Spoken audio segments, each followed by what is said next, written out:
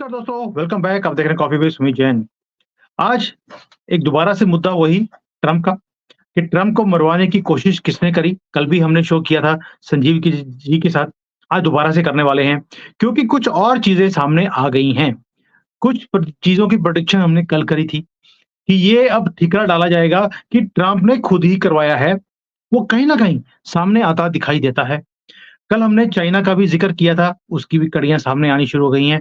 तो कुछ ऐसे मुद्दे हैं जो पूरा का पूरा इन्होंने एक पंडोरा बॉक्स खोल दिया है बाइडेन ने और लिब्रांडो ने कि ट्रंप को हरवाने के लिए नहीं हरा सके तो उसके उसको हटाने की पूरी कोशिश की गई है। इसके ऊपर डिटेल में बात करेंगे संजीव जी के साथ। सर, सबसे पहले जय श्री राम।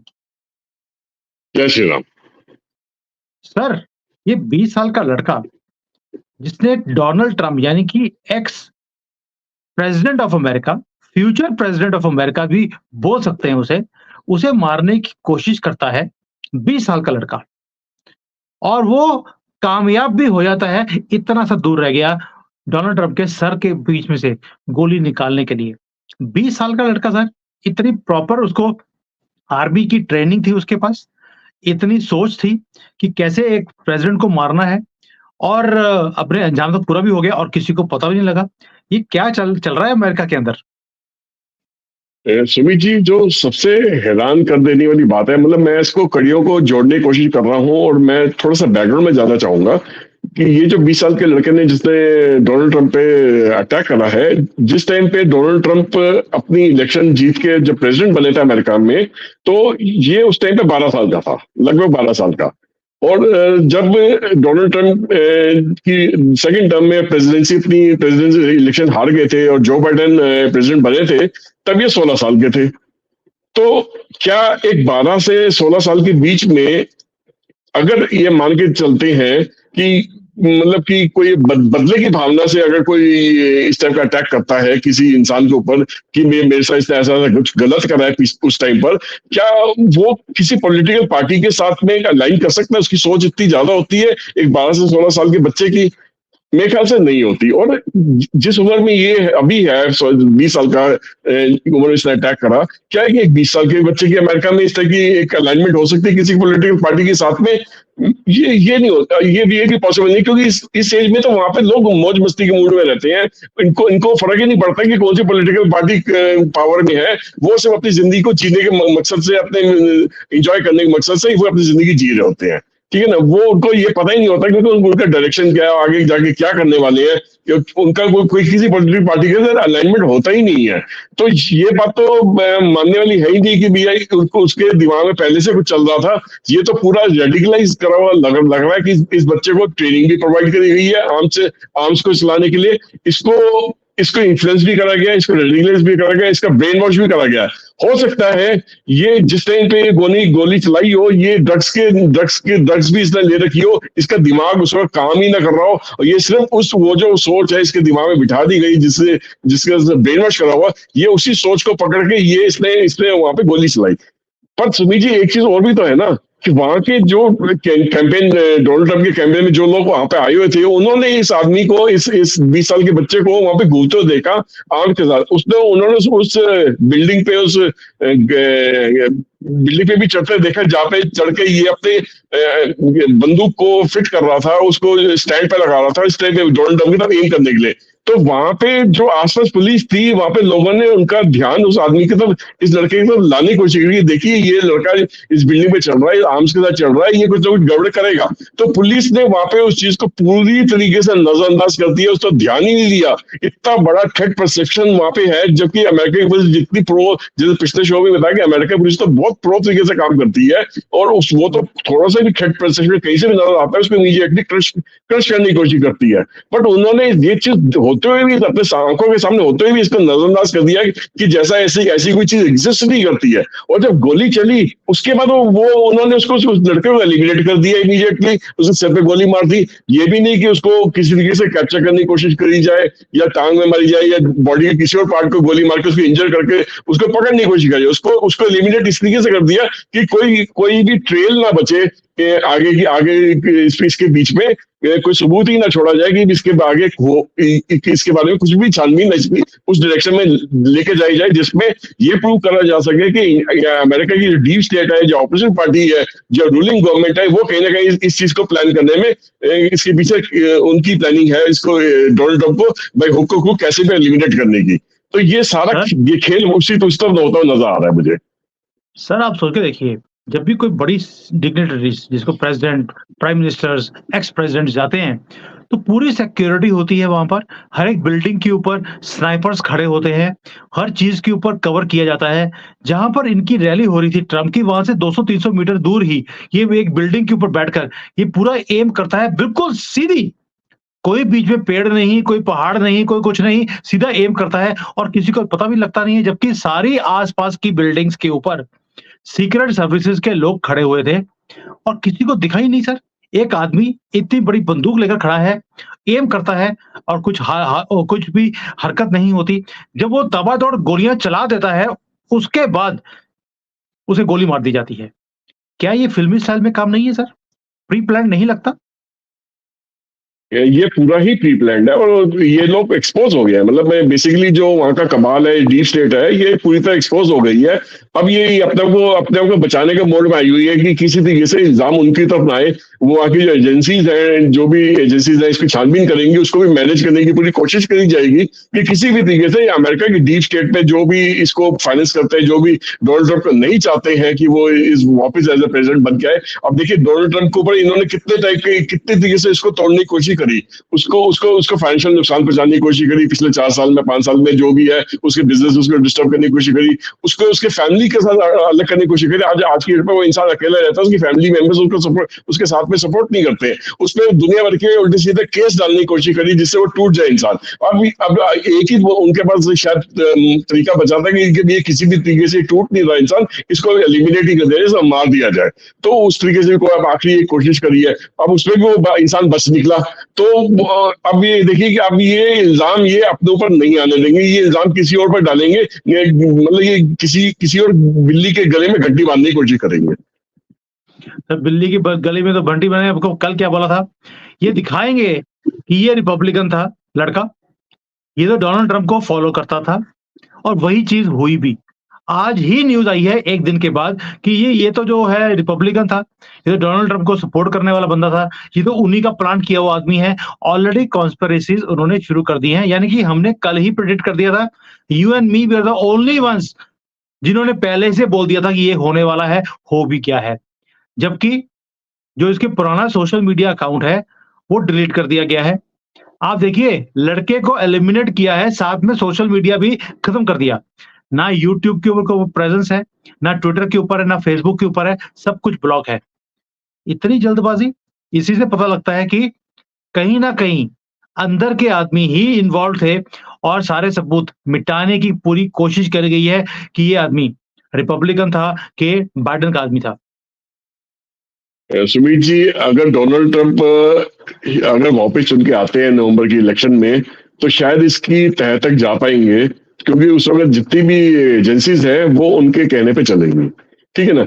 फिलहाल तो आप ये मान के चलिए कि सच की सही तह तक जा ही नहीं पाएंगे, सच की तह तक जा ही नहीं पाएंगे इस पर्टिकुलर गवर्नमेंट के अंदर, क्योंकि ये काम कहीं ना कहीं उन्हीं उन्हीं लोगों की तरफ से ही ऑर्गेनाइज करा गया है। चाहे वो प्रेसिडेंशियल लेवल पे खुद नहीं इन्वॉल्व हो, बट डीप स्टेट है, कमाल है, जो भी है, जिनके थ्रू वो इस टाइप की हरकतें करवाते हैं, वो लोग इन्वॉल्व है इसके अंदर। तो उसकी तह तक तो सच्चाई तक तो कभी भी जाने की कोशिश नहीं करेंगे, ये सतह पे ही रहेंगे और उसको डिस इन्फॉर्मेशन, गलत इन्फॉर्मेशन, झूठी इन्फॉर्मेशन से इसको कॉमोफ्लेज करने की कोशिश करेंगे कि ऐसा नहीं ऐसा हुआ, ऐसा नहीं ऐसा हुआ, और जिसमें लोगों को कभी सच्चाई का पता ना चल पाए, लोगों के दिमाग में हमेशा भ्रम रहे, लोग अपने स्पेकुलेट करते रहेंगे कि क्या हुआ क्या नहीं हुआ, बस उसी लेवल तक बात होती है। बट हम जो बैठे हैं, हम सच्चाई को देख सकते हैं, हम we can see the picture behind what is happening. हम लाइंस के पीछे पढ़ने की हिम्मत रखते हैं, क्योंकि हम लोग इस टाइप की चीजों को बहुत पहले से डील कर रहे हैं और हमारा दिमाग भी इस टाइप की चीजों को पहले से परखने में चलता है। हम लोग इसकी जैसा इन्वेस्टिव जर्नलिज्म जैसा काम होता है, उसी तरीके से हम भी ऑपरेट करते हैं। सर मुझे लगता है कि जो पूरा ऑपरेशन था ये किया गया हॉलीवुड स्टाइल में, और हमने भी हॉलीवुड की बहुत मूवीज देखी है, तो उसी की स्क्रिप्ट से हमें पहले पता लग गया था ये क्या करने वाले हैं, और वही हुआ भी। साथ में इन्होंने सर ठिकरा डाल दिया चाइना के ऊपर। कि चाइना भी इन्वॉल्व था, मिडल ईस्ट भी इन्वॉल्व था। ये फिर दोबारा से ईरान के ऊपर निशाना साधने की कोशिश कर रहे हैं कि ईरान भी हो सकता है इन्वॉल्व हो, चाइना भी इन्वॉल्व्ड है। यानी कि कहीं न कहीं ये सारा का सारा ज़िम्मा किसी और के ऊपर डालने की कोशिश कर रहे हैं। यानी कि बाइडेन जो चाहते हैं कि युद्ध हो, उसके इलेक्शन से पहले-पहले ये उसी तरफ जा रहे हैं। एक लड़का पकड़ा गया है, पकड़ा नहीं गया है, मारा गया है, जिसने डोनाल्ड ट्रंप को मारने की कोशिश करी और ठिकरा डाल दिया किसके ऊपर? ईरान के ऊपर, चाइना के ऊपर। यानी कि कुछ तो बड़ा होने वाला है इस एरिया में। देखिए हमारी कुछ पहले की वीडियोस अगर देखें तो उसमें मैंने बोला था कि जो ये जो बाइडेन गवर्नमेंट है ये दो कंट्रीज के साथ किसी न किसी तरीके से कॉन्फ्रंटेशन के इरादे में पूरी पूरी तरह से पूरा इरादा करके बैठी हुई है। एक तो ईरान है, दूसरा चाइना है। और शायद इनके इसके पीछे इसका मकसद सिर्फ इतना ही है कि इनको जो नवंबर में इलेक्शन होनी है उसमें बढ़ चढ़ के लोग वोट दें, ये दिखाने की कोशिश करना चाहते हैं कि हम देश के लिए कुछ भी करने को तैयार है। हम देश को, अगर हमारी सरकार बनी रहेगी तो देश हमारे अंडर सेफ रहेगा। तो यही शायद यही दो देश को ये इस अटैक के लिए भी जिम्मेदार बनाएंगे। जैसे चाइना का नाम जैसे सामने आना शुरू हो गया, आने वाले दिनों में हो सकता है ईरान का भी नाम आ जाए, और उससे जुड़ी हुई ऑर्गेनाइजेशन जैसे हिजबुल्लाह हो गया, गाजा स्ट्रिप में जो ऑर्गेनाइजेशन है, और भी सीरिया का ऑर्गेनाइजेशन है, जो उस टाइप की और दो चार ऑर्गेनाइजेशन का नाम भी आ जाए। बट ईरान के एसेंशियली जो नाम सामने आने की ज्यादा उम्मीद है वो ईरान की उम्मीद है। अच्छा, ये एक ही से दो निशाने भी मारने की कोशिश कर रहे हैं कि इन दोनों को ब्लेम करके एक तो सीधा कंपटीशन का इन्होंने चैप्टर खोल देंगे, दूसरा इस पे ये प्रूव करने की कोशिश करेंगे कि ये जो इन्होंने हरकत करी है ये हमारे देश के अंदर से एक जंग की तरह, वॉर की तरह है। तो इसका बदला भी हमें लेने का पूरा हक है। तो ये उस देश में जाके कुछ ना कुछ गड़बड़ी करने की कोशिश करेंगे, उनसे लड़ाई झगड़ा करने की कोशिश करेंगे, कुछ बम्बार्टमेंट्स करेंगे, या उनके कुछ लोगों को एलिमिनेट करने की कोशिश करेंगे इस तरीके से, इसकी आड़ में। जबकि ये जो पूरा खेल खेला गया है ये अमेरिकन डीप स्टेट का ही खेला गया है। देखो, वो तो दिखता है कि डीप स्टेट का ही काम है और जिस तरह से अपने सारे सबूत मिटाने के ऊपर डीप स्टेट लगी हुई है कि कहीं भी पकड़े ना जाएँ। सारा कुछ जो जिम्मा है या तो किसी फॉरेन कंट्री के ऊपर डाल दिया जाए या डोनाल्ड ट्रंप के ऊपर डाल दी जाए कि ये तो काम खुद ही करवाया है। और हमें मालूम है कि जब डोनाल्ड ट्रंप प्रेज़िडेंट भी थे, तब भी सीआईए, एफबीआई कभी भी उनके कहने पे काम नहीं करती थी क्योंकि सारे लोग वो बाइडेन की टीम के ही लोग बैठे थे। उन्होंने डोनाल्ड ट्रंप को 4 साल पूरा तंग किया है। वही सिस्टम जैसे मोदी जी को हमारे यहाँ पर हमारे सुप्रीम कोर्ट हो, हमारी एजेंसीज़ हो, वो तंग करती रहती हैं। कोई भी काम नहीं करने देते, वही काम अमेरिका के अंदर भी है। लेकिन सर आपको लगता नहीं है कि अभी जैसे ये सारा कुछ हुआ है डोनाल्ड ट्रंप के साथ, सिनेरियो चेंज हो रहा है, पॉलिटिकल सिनेरियो और कहीं न कहीं अमेरिका के अंदर भी एक गुस्सा भी आएगा कि यार आगे जीत नहीं सकते हो आप। तो आप अपने ओपोनेंट को या तो जेल में करवाने की कोशिश करते हो या जान से मारने की कोशिश करते हो। ये तो इससे हद कोई और हो नहीं सकती सर। सुमित जी, ये तो शुक्र मनाएं कि डोनाल्ड ट्रंप अभी जिंदा है। अगर ये कल मारे गए होते, कल या परसों ये अटैक में मारे गए होते, तो अमेरिका के अंदर सिविल वॉर छिड़ जाती, क्योंकि डोनाल्ड ट्रंप के भी पक्के फॉलोअर्स बहुत सारे हैं अमेरिका के अंदर। और यस, वहां पे इतने इतने सारे आर्म्स हैं लोगों के पास, इतने सारे आर्म्स एम्यूनिशन में घरों में लेके बैठे हैं कि वो सड़कों पर उतरते हैं और आपस में लड़ना, एक दूसरे के लड़ना शुरू कर देते हैं, एक दूसरे का कत्लेआम वहां पे शुरू हो जाता। और ये तो शुक्र मनाओ कि ये इंसान बच गया है, ये अमेरिका सिविल वॉर जैसी सिचुएशन से जाने से रह गया, वरना वहां पे लाशों के ढेर लगते इसमें। बिल्कुल सही कह रहे हो। लाशों के ढेर लगते हैं और अभी भी कुछ भी हो सकता है। मैं यहाँ पे चाइना में कई बार मैंने सुना है यहाँ पे आर्टिकल्स भी छपते हैं कि अमेरिका और इंडिया 2 सबसे बड़ी डेमोक्रेटिक कंट्रीज़ हैं और दोनों के अंदर आग लगानी हमारे बाएँ हाथ का खेल है। ये चाइनीज़ और रशियंस के दिमाग में बैठा हुआ है कि यहाँ पर आग लगानी आसान है, क्योंकि यहाँ पर जो ओपोनेंट्स हैं, यानी कि जो अपोज़िशन पार्टी में लोग होते हैं, वो पैसे लेकर या सत्ता को छीनने के लिए, वो अपने ही कंट्री में आग लगाने के लिए उतारू हो जाते हैं। जबकि कम्युनिस्ट कंट्रीज़ में कभी भी ऐसा नहीं होता है, ना ही आपने कभी सुना होगा। यहाँ पर इसलिए वो इंडिया को भी वो बोलते हैं, आप हमें कम्पीट करने की कोशिश कर रहे हो। आपके अंदर जब हमारा मन करेगा, हम आग लगवा सकते हैं। तो आपको नहीं लगता कि चाइना जैसे अभी रिसेंटली खबर भी आई थी कि चाइना जो इनके इंफ्रास्ट्रक्चर्स हैं अमेरिका के, उसे हैक करने की पूरी कोशिश करी और जीत भी गए। अब उन्होंने इलेक्शंस को हैक करना शुरू कर दिया। यूके के इलेक्शंस को उन्होंने ऑलरेडी हैक कर लिया था। वहाँ पे ऋषि सुनक की गवर्नमेंट गिर दी गई। भारत में भी उन्होंने पूरा हैक करने की कोशिश करी, यहाँ पर मोदी जी की गवर्नमेंट को घेरने की कोशिश करी। यानी कि जो काम पहले अमेरिका करता था रेजिम चेंज का, आजकल तो चाइना ने लेना शुरू कर दिया and they are very effective sir. Uh, Sumit ji देखिए, पहले जो अमेरिका रिजीम चेंज का ठेका लेता था दुनिया में, कहीं पे रिजीम चेंज करनी है, वो बेसिकली एक आर्म्ड वॉर के जरिए लेता था। बेसिकली अपने सोल्जर्स को फुट ऑन ग्राउंड पे उस कंट्री में उतारता था, या कहीं ना कहीं पे उस कंट्री के अंदर दूसरी एजेंसीज के थ्रू जो कि ग्राउंड लेवल पे जाके गड़बड़ी फैलाते थे, उस वहाँ के रिजीम को चेंज करने की कोशिश करते थे। वहाँ के पॉलिटिकल पार्टीज के साथ मिलकर काम करना, उनको उनको उनको फंडिंग दिलवाना कि आप आर्म्स ले लो, गड़बड़ी कर दो, ये कर दो, आसानी कर दो, मतलब किसी न किसी स्ट्राइक दुनिया भर के ऑर्गेनाइजेशन में स्ट्राइक्स करवाने में कामयाब होते थे, जिससे कंट्री का पूरा पूरा जो इकोसिस्टम होता था वो it used to come to stand, मतलब वो ठहर जाता था। और उसमें फिर लोगों की आंदोलन करवा के, जुलूस निकलवा के, बड़े बड़े लेवल पे पूरी कंट्री को पे उल्टे सीधे हरकतें करवा के वो उस रिजीम चेंज करने की कोशिश करता था। बट आज की जो वॉरफेयर है वो इस प्रकार की नहीं है। ये तो फिफ्थ जनरेशन वॉरफेयर जो है, सबसे पहले वो इंटरनेट के जरिए लड़ी जाती है, आपके सोशल मीडिया के थ्रू लड़ी जाती है, या दूसरी कंट्री में आप बेसिकली हैकिंग के थ्रू करते हो। उनके जो बड़े बड़े ऑर्गेनाइजेशन है उसके अंदर उसके डाटा चढ़ा के, उसके डाटा को हैक करके, उनके सिस्टम को डिस्टर्ब करके, ये भी एक जंग का नया तरीका निकल आया। फिर सोशल मीडिया को इस्तेमाल करके आप डिस इन्फॉर्मेशन का कैंपेन चलाते हो, ऐसा कैंपेन लगातार चलाते हो, और ऐसे ऐसे लोगों को उस कैंपेन में जोड़ते हो जो कि बहुत इज्जतदार लोग होते हैं। और सपोज कीजिए यहाँ पे इंडिया के अंदर कोई भी आर्मी के बारे में, कोई आर्मी का एक्स जनरल उसके बारे में बैठ के बोलेगा, तो और अगर गलत चीज भी बोलेगा तो लोग उसे सुनेंगे, वो मानेंगे नहीं है कि ये आदमी ऑलरेडी इतना सीधा इंसान है, अगर ये बात बोल रहा है और एक्स आदमी पर्सन है तो ये सही बोल रहा होगा, गलत नहीं बोल रहा होगा। तो ऐसे बड़े बड़े लोगों को हायर करते हैं, बड़ा मोटा पैसा देते हैं, उनसे उनसे गलत बातें बुलवाते हैं, गलत इन्फॉर्मेशन फैलवाते हैं, झूठ फैलवाते हैं। तो ये एक मिस इन्फॉर्मेशन का कैंपेन चलता है, सोशल मीडिया में हैकिंग का कैंपेन चलता है। तो वो जो वॉरफेयर है वो पहले जीतना आज के डेट में उसमें ज्यादा स्ट्रांगली सामने आना ज्यादा जरूरी है, रादर देन जमीन पे असली लड़ाई लड़ना। जमीन पे असली लड़ाई तो बात की बात है, अगर ये वॉरफेयर में पहले हार गए तो आपकी कंट्री के अंदर वैसी सिस्टम टूट जाते हैं। बिल्कुल सही कह रहे हो। देखिए सर, बात माननी पड़ेगी डोनाल्ड ट्रंप की भी, शेर आदमी है। कल गोली चलने के बाद भी जैसे वो खड़ा हुआ है और उसने दिखाया कि मैं पीछे हटने वाला नहीं हूं। इसी चीजों से ये जो लिब्रांडू हैं और इनका इकोसिस्टम है वो डरता है। मोदी जी भी ऐसे ही खड़े होते हैं। आपने देखा हमारे पार्लियामेंट सेशन में किस तरह से उन्होंने जिसको बोलते हैं कि पूरा हल्ला करने की कोशिश करी, और राहुल गांधी बार-बार बोल रहा था लोगों को और हल्ला करो। लेकिन मोदी जी डटे रहे। वही हाल ट्रंप का भी है। और यही जो स्ट्रेंथ है, जो वो अपने कंट्री के लिए जैसे उसने काम किया, America first, Modi ji India first या भारत फर्स्ट, इंडिया बोलते नहीं वो, भारत फर्स्ट बोलते हैं। वैसे ही ट्रंप भी अमेरिका फर्स्ट की बात बोलता है। इसीलिए पूरा इकोसिस्टम पूरे दुनिया का उसे हटाने में लगा है। आपको लगता है कि ट्रंप के जीतने के चांसेस अभी बढ़ गए हैं? ये आखिरी कमेंट है सर।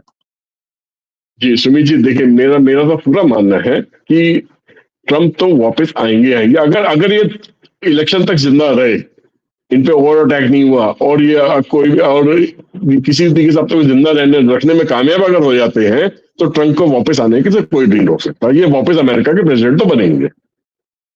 संजीव जी, आप तो शर्त हार गए मेरे साथ। आपने कल ही मुझे बोला था कि शर्त लगा लो, ट्रंप जो है जीतेगा नहीं, और या वो प्रेसिडेंट के लिए लड़ेंगे नहीं, किसी और को खड़ा कर देंगे। मुझे लगता है आपने तो आज ही हार मान ली।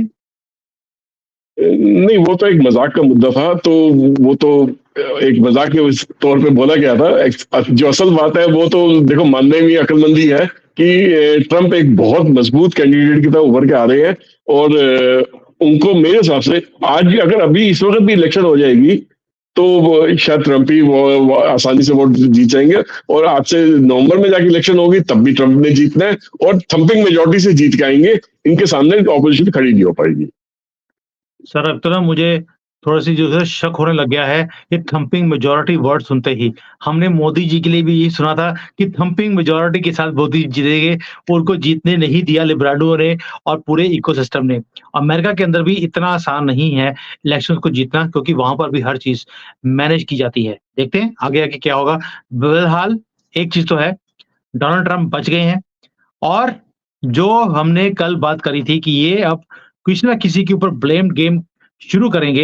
अभी तो शुक्र करो, कल मैं पाकिस्तानियों के चैनल पे गया था, तो उन्होंने मुझे बुलाया इसी मुद्दे के ऊपर बात करने के लिए। कहते हम तो दुआ कर रहे थे कि जिसने गोली मारी है कहीं वो पाकिस्तानी ना निकल जाए। वरना पता लगे कि पहले उन्होंने अफ़गानिस्तान को खत्म कर दिया, इस बार पाकिस्तान को खत्म करने के लिए आ जाएँगे। मैंने बोला हम भी पूरा प्रे कर रहे हैं कि वो पाकिस्तानी ही निकले, नहीं भी निकलेगा तो वो ट्रेनिंग तो पाकिस्तान से ही लेकर आया होगा, वरना ऐसी हरकत तो कोई इंसान कर नहीं सकता। ये आप ही की कंट्री में जो गधे रहते हैं, वही ये काम कर सकते हैं। बाकी आगे-आगे देखेंगे, पूरी नज़र बनाए रखेंगे इसके ऊपर कि क्या हो रहा है, क्योंकि ये बड़ा मुद्दा इम्पोर्टेंट है। जो बिज़नेस लोग करते हैं, उनके लिए बहुत इम्पोर्टेंट है इन चीज़ों के ऊपर नज़र रखना बिकॉज़ ये हमारे बिज़नेस के लिए, फ्यूचर के लिए, ये हमें इफ़ेक्ट करती हैं। सो थैंक यू सर, बड़े ही डिटेल में आज डिस्कशन किया है। अगले मुद्दे में दोबारा से बात करेंगे, तब तक के लिए जय श्री राम। जय श्री राम, जय हिंद। जय Hind. Hi there. If you liked the video, please don't forget to smash the like button, subscribe to our channel, and activate the bell icon so that you receive all notifications whenever we upload a new video. Thanks for watching.